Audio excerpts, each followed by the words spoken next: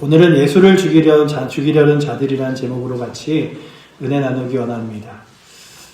예수님이 십자가에 돌아가시기 전에 예수 그리스도를 죽여야겠다고 마음먹은 사람들이 있었습니다. 때로는 우리의 눈에 하나님이 살아계신 증거를 볼 수 있는 것이 놀라운 은혜 같습니다. 여러분들은 어떨 때 하나님이 정말 살아계시구나, 하나님이 정말 역사하시는구나 느끼십니까? 때로는 아름다운 꽃을 볼 때, 때로는 다 죽은 나무 같은 데서 새 잎이 그리고 또한 몽우리가 우러져 나며 다시 한번 피어나는 것들을 보면서 그래, 하나님이 자연 만물을 다스리시고 주관하시는구나 떠오르기도 하죠. 이번 주에 제가 봤던 책에는 그런 내용이 있었습니다. 사람들이 지금도 해결하지 못하는 과학적인 숙제 중에 하나가 달이 어떻게 생겼는가에 대한 거예요. 어떻게 지구와 이렇게 가까운 곳에 큰 별이 지구를 중심으로 돌 수 있게 되었는가. 몇 가지 사람들의 이론이 있습니다. 달과 그 행성이 와서 지구와 부딪히면서 멀리 떨어져 나가지 않고 어느 정도 살짝 떨어졌다가 돈다.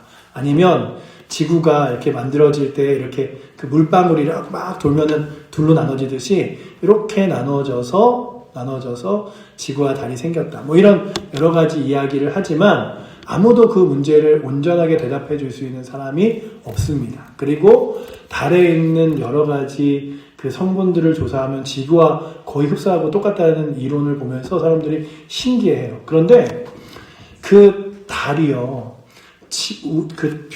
태양하고 이렇게 떨어져 있는 거리와 함께 크기 차이가 얼마나면 400분의 1이 납니다. 딱 떨어지는 400분의 1이 나서 그 개기월식, 일식 이런 거 보시면 달 뒤로 태양이 딱 숨잖아요. 그러면 아주 하나도 틀림없이 동그란 게 쫙 그 빛 빼고 나머지가 태양 뒤에 딱 숨게 되잖아요.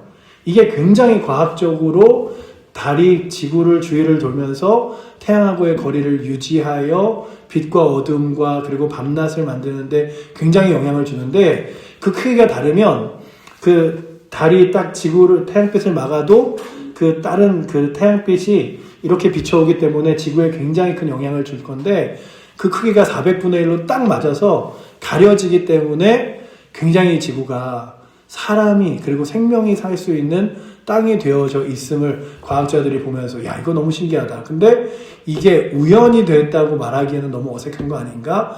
그러면서도 답을 못 찾는데, 제가 그 책을 보면서 나는 알지 이런 생각을 하면서, 하나님이 만드셨기에 신기하고 놀라운 일 같아도 하나님의 손길 가운데는 자연스러운 일이지. 오늘도 우리가 자연 만물을 보면서 사람들은 답을 찾지 못하는 것들이 있지만 우리에게는 살아계신 하나님이 답임을, 그리고 또한 과학이고 역사이시고 인도하심을 기억하며 나아가실 수 있기를 원합니다. 그래, 달 하나 뜨는 거, 우리가 날마다 보는 밤마다 뜨는 달 하나 뜨는 것도 하나님께서 하나님의 놀라운 역사로 만들어 놓으셨기에 우리가 하루하루를 살아가지. 그런 고백이죠. 지난주에 우리는 나사로의 이야기를 함께 나눴습니다.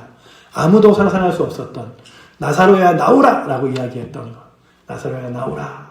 라고 그 인자하시고 엄하시며, 제가 지난주에도 이렇게 나사로야 나오라! 선언했는데 제가 너무 막 혼내듯이. 근데 주님이 말하셨을 때는 인자하시고 명확하시며 그리고 또한 담대하시고 확신있게 말씀하셨을 텐데, 제가 혼자 막 연기자처럼 집에서 고민해봤어요. 예수님이라면 어떻게 하셨을까? 나사로야 이거 아닌 텐데, 나사로야 이러지도 않았을 텐데, 이러면서 혼자 막 이렇게 생각을 해봤는데, 그 엄중한 예수님의 목소리를 들었던 이들의 마음은 어땠을까?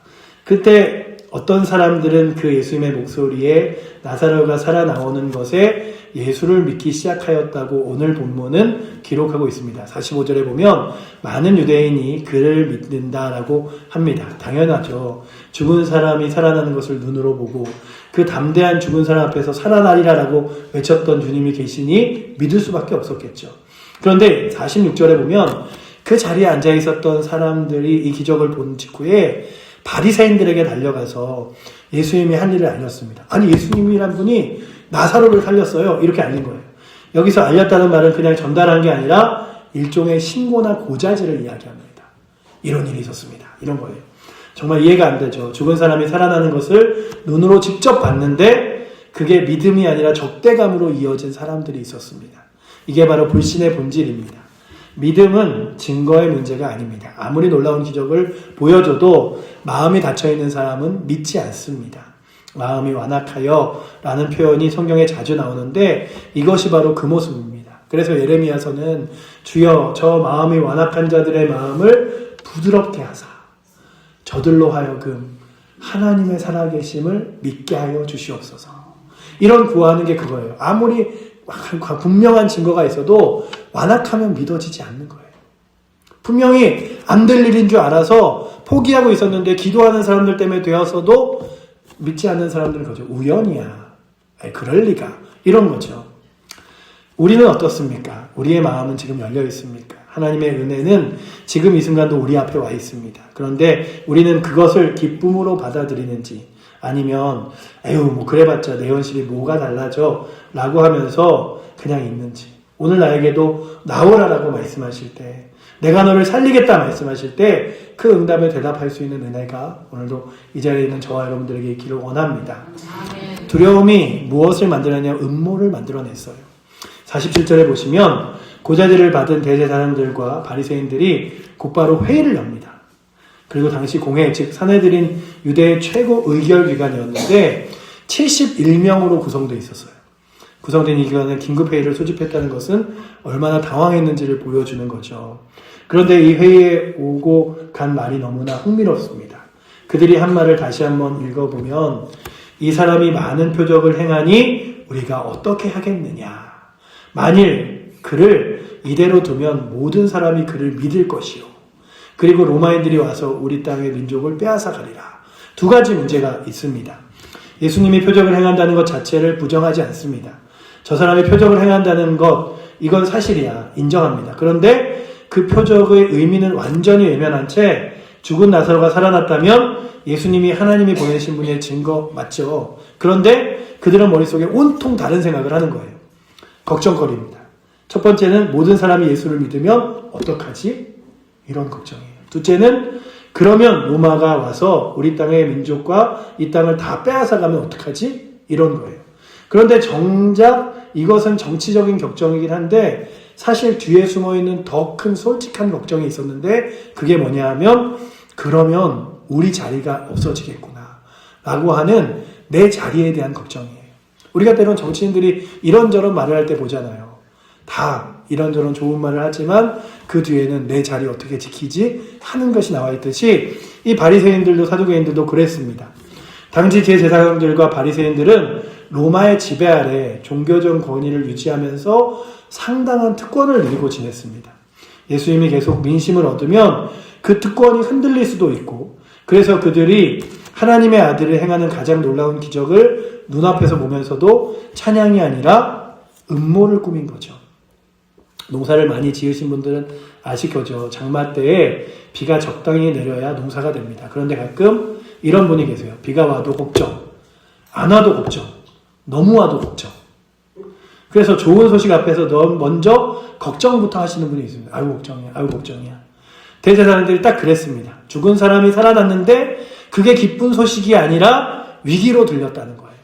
두려움이 많은 사람들의 기적 앞에서도 기쁨을 느끼지 못하게 합니다. 마음이 두려움이 자기 자리에 차지하고 있기 때문입니다. 여러분들 기쁜 일이 있을 때, 감사한 일이 있을 때 두려움이 아니라 하나님의 은혜로 함께 기뻐하며 나아가실 수 있기를 원합니다. 아멘. 주님이 주셔서 감사합니다. 그래서 기뻐하는 것도 감사하는 것도 은혜예요. 왜냐하면 많은 사람들이요 평소에도 좋은 일이 있어도 기뻐하거나 감사하지 못하기 때문이죠. 현대를 살아가는 우리들에게도 마찬가지입니다. 하나님 말씀이 우리 앞에 있고 하나님의 우리의 삶에 역사하시는데도 그것을 기쁨으로 받지 못할 때가 있습니다. 왜냐하면 마음이 다른 것들로 가득 차 있기 때문이죠. 경제적인 걱정, 건강 걱정, 자녀 걱정, 물론 그 걱정들이 다 쓸데없는 것은 아니죠. 하지만 그 걱정이 너무 커지면 눈앞에서 일어나는 하나님의 일도 보이지 않는 것이 문제죠. 나는 지금 어떤 두려움 때문에 하나님의 일을 온전히 바라보지 못하고 있는가를 한번 돌아보시고 은혜가 임하는데 나한테는 이게 무슨 유익이야? 이게 먼저 계산하고 있진 않은가? 대제사장들처럼 놀라운 일을 보면서도 마음은 딴 곳에 있는 건 아닌가 점검해 보시기를 원합니다. 우리의 삶에서 두려움은 우리의 자리를 지키기에 바쁘게 만듭니다. 그러나 믿음은 우리를 하나님의 뜻으로 향하게 나아가게 만듭니다. 주님 오늘도 두려움으로 서지 않게 하여 주시옵소서. 여러분들 생각해 보세요. 홍해바다 앞에 정말로 큰 넓은 땅에 이스라엘 백성들이 다 같이 모여 있습니다. 제가 전쟁이 한번 끝나야, 그리고 또한 저 중동에 좀 전쟁 안정이 돼야 우리 사랑하는 성도님들을 모시고 한번 성지순례라도 갔다 올 텐데, 그러면서 그냥 이스라엘 땅을 이렇게 생각해 봤어요. 출애굽 당시에 홍해바다 앞에 서 있고, 그리고서는 쫙 넓은 평지에 그들이 다 모여서 출애굽하는 것이 감사한 게 아니라 앞에 놓여져 있는 홍해바다와 뒤에서 오는 애굽의 백성들이 너무나 두려웠어요. 그 두려움 때문에 여기까지 인도하신 하나님이 보이질 않았어요. 불평과 불만, 그리고 모세를 내어 죽여서라도 이 위기를 어떻게 해야 되나라고 하는 낙심이 그들을 찾아왔습니다. 그러나 그때에 불평과 불만과 그리고 상황의 어려움이 아니라 하나님을 직접 바라본 유일한 사람 모세가 있었습니다. 여러분들 지금 이 법지 뒤에서 바라보는 애굽의 백성들을 다시는 보지 못하게 될 거고, 여러분들 눈앞에 보이는 낙심과 절망의 이 홍해바다가 결국 하나님의 은혜의 땅이 될 것입니다 라고 말하며 망치를 치며 주님 이곳이 하나님 역사하시는 곳이 되게 하여 주시옵소서 말할 때 그 땅이, 그 홍해바다가 갈라져 이스라엘 백성들이 지나가는 거룩한 곳이 되었잖아요. 여러분들 눈앞에 하나님의 여기까지 인도하시면 뭐한가, 앞이 막막한데, 하나님이 여기까지 역사하셨으면 뭐한가, 내가 힘든데, 이게 아니라 여기까지 인도하신 하나님이 내 앞에 막막한 길도, 보이지 않는 길도 열어주실 테니 그 하나님 믿음으로 붙들고 나아가리라 라고 믿음으로 주님 바라보며 나아가실 수 있기를 원합니다. 아멘. 그러니 우리가 뒤를 돌아볼 때는 그거예요. 낙심하여가 아니라 하나님의 은혜를 보고 싶을 때, 앞을 바라볼 때도 하나님이 역사하심을 기대하며 나아가는 거죠. 그러니 지금 내가 붙들고 있는 내 자리, 내 체면, 내 안전, 이게 아니라 혹시 내가 두려움 때문에 주님 앞에 순종하지 못하거나 주님 의지하지 못하는 것 있다면, 주여 모든 지각에 뛰어난 하나님의 평강으로 나를 붙드사 내 마음과 생각을 지켜주시고 주님 따르게 하여 주시옵소서 고백하며 나아가실 수 있기를 원합니다. 아멘. 자기도 모르는 예언자가 된 가야바라는 사람이 오늘 보면 나와요. 이게 굉장히 재밌는 이야기인데요. 회의가 막 장황하게 이어지고 있었습니다. 가야바가 치더니 나섭니다. 그 해의 대제사장이라고 거기 성경에 오늘 말씀에 써있죠. 그 해라는 표현이 2번이나 강조하고 있습니다. 이건 우연이 아니라 예수님의 십자가에 매달리시는 그 해의 대제사장이었음을 의도적으로 부각시키는 거예요. 가야바가 답답했던 모양입니다. 다들 우왕좌왕하고 있으니까. 그래서 이렇게 말하죠. 너희는 아무것도 알지 못하는도다. 한 사람이 백성을 위하여 죽어서 온 민족이 망하지 않게 되는 것이 너희에게 유익한 줄 생각하지 아니하는도다. 이야기를 했어요. 근데 이 말의 이유와 근본이 뭐냐면 예수 한 명을 희생시켜서 민족 전체를 지키자, 이런 얘기였어요. 전형적인 전술 논리죠. 다수를 위해 소수를 희생시키는 것, 냉혹한 공리주의적 계산입니다. 가야바 입장에서는 아주 현실적이고 합리적인 제안처럼 보였을 거예요. 그런데 이 대목에서 요한이 정말 중요한 말을 합니다. 이 말을 스스로 함이 아니요, 그 해의 대제사장이므로 예수께서 그 민족을 위하시고 또한 그 민족뿐 아니라 위할 뿐 아니라 흩어진 하나님의 자녀를 모아 하나 되게 하기 위하여 죽으실 것을 미리 말함이로라. 그러니까 가야바는 자기 자신의 유익과 우리가 살 길을 놓고 말했지만 주님은 다른 뜻으로 받아들이신 거죠. 요한의 이 해석이 정말 놀랍죠. 가야바는 예수님을 없애버리려고 말했습니다. 그런데 요한은 그 말은 가야바 스스로 한 말이 아니다. 하나님께서 그 악한 입술을 통해 이미 당신의 구원의 계획을 선포하셨다라고 이야기하는 거예요. 그런데 여기서 정말 중요한 것이 있다면 가야바가는 한 민족을 위해 예수를 죽이고자 했습니다. 유대민족 하나를 지키기 위하더라는 거죠. 그런데 요한은 52절에 예수님의 죽음은 그 민족만 위할 뿐 아니라 흩어진 하나님의 자녀를 모아 하나가 되게 하기 위함이라고 설명하고 있습니다. 흩어진 하나님의 자녀가 누구입니까? 온 세계 곳곳에 흩어져 있는 모든 하나님의 자녀, 유대인만 아니라 이방인도 포함되고 동양도 서양도 2000년 전도 지금도 예수 그리스도를 주님으로 믿는 모든 사람, 그 흩어진 하나님의 자녀들이 모두 들어갑니다. 여러분, 흩어진 하나님의 자녀 중에 누가 있냐면 우리가 있는 거예요. 우리가 있는 거예요. 전북 정읍에 칠보면에 오늘 오후에 이렇게 예배드리는 우리도 가야바가 알지 못하는 가운데 선포된 복음의 대상이었습니다. 하나님의 시야는 이미 2000년 전에 여기까지 미치시고 있었던 것이죠. 하나님의 주권적인 섭리는 인간의 악한 계획도 선한 목적으로 바꾸십니다. 지금 내 삶에서 이해할 수 없는 어려움들이 있으십니까? 누군가의 배신, 억울한 상황, 뜻하지 않는 고난, 가야바의 음모가 결국 구원의 도구가 된 것처럼 하나님은 우리의 삶의 어떤 상황에서도 낭비하지 않으십니다. 로마서 8장 28절에 이렇게 써있죠. 모든 것이 협력하여 선을 이루느니라. 그 노아라는 영화가 있어요.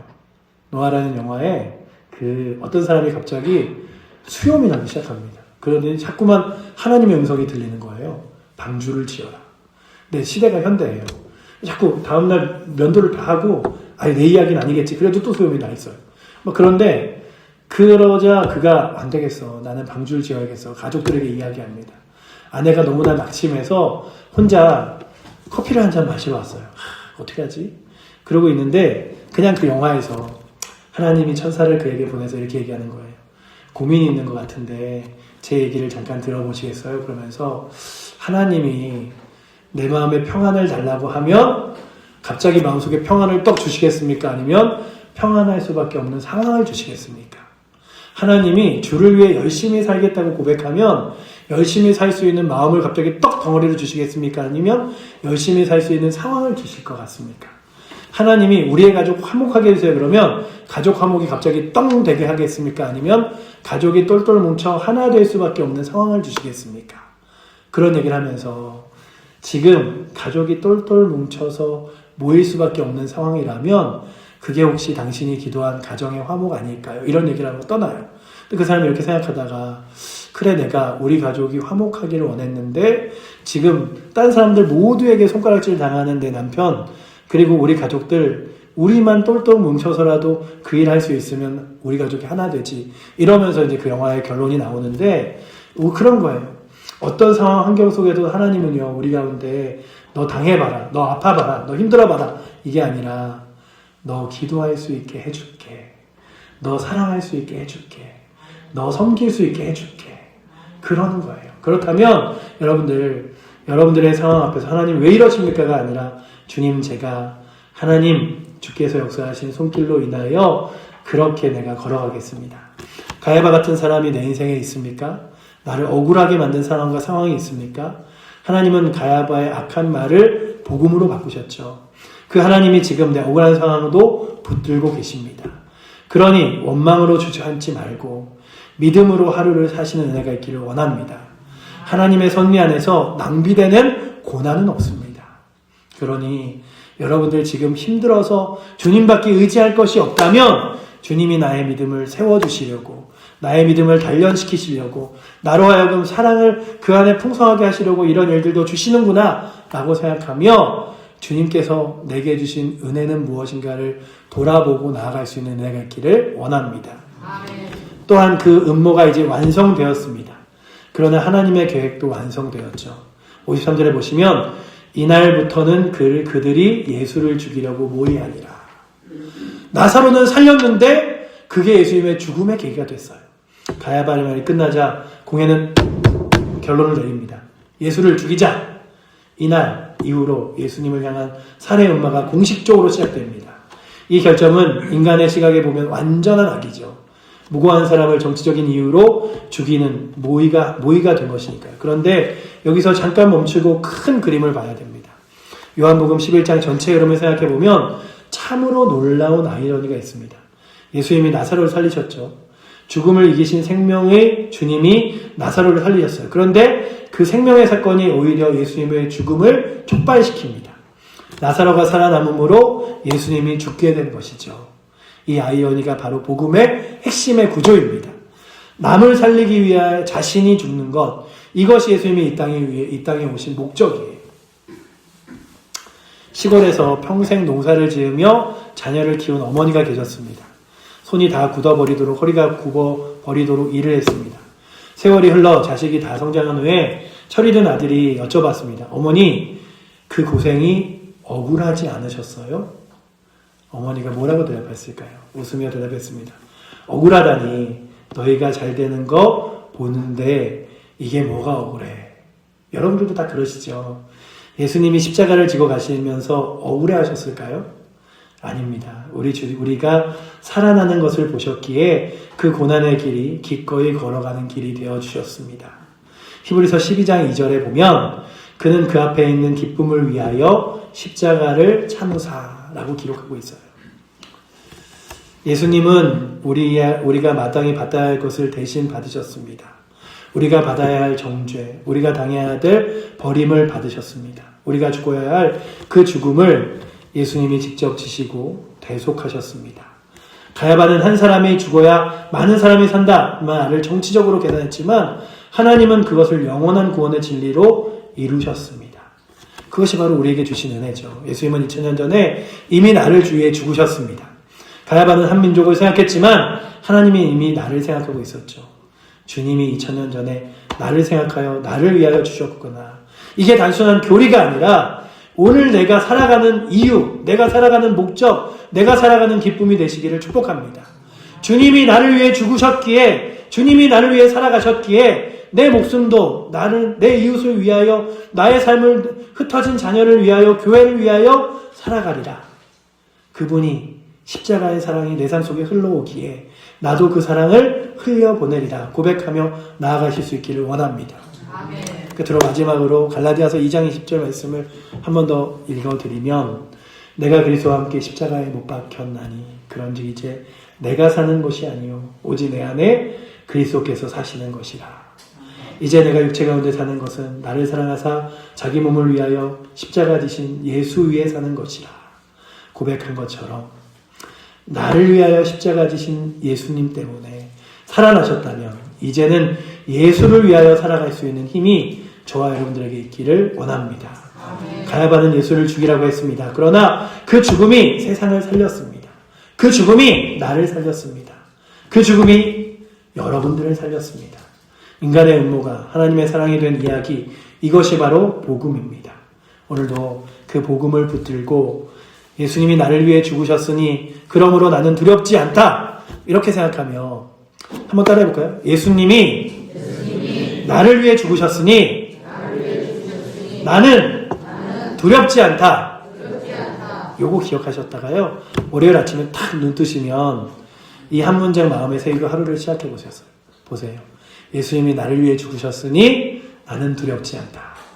그러면 누구와의 갈등이 있다면 이 문장을 기억하시고 나를 살리기 위해 죽으신 분이 함께 하신다는 것을 잊지 마시며 예수로 죽고 예수로 사는 삶, 예수님 때문에 날마다 기뻐하며 감사하는 삶, 그 삶을 살아가실 수 있는 은혜가 오늘도 저와 여러분들에게 있기를 축원합니다.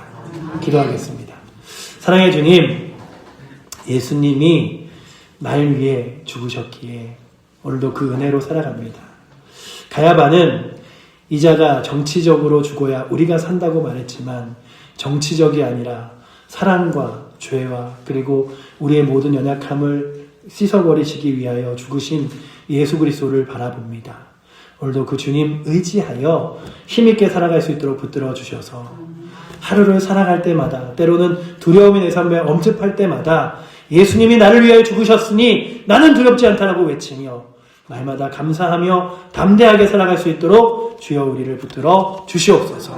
우리를 사랑하시는 살아계신 예수 그리스도 이름으로 기도드립니다. 아멘.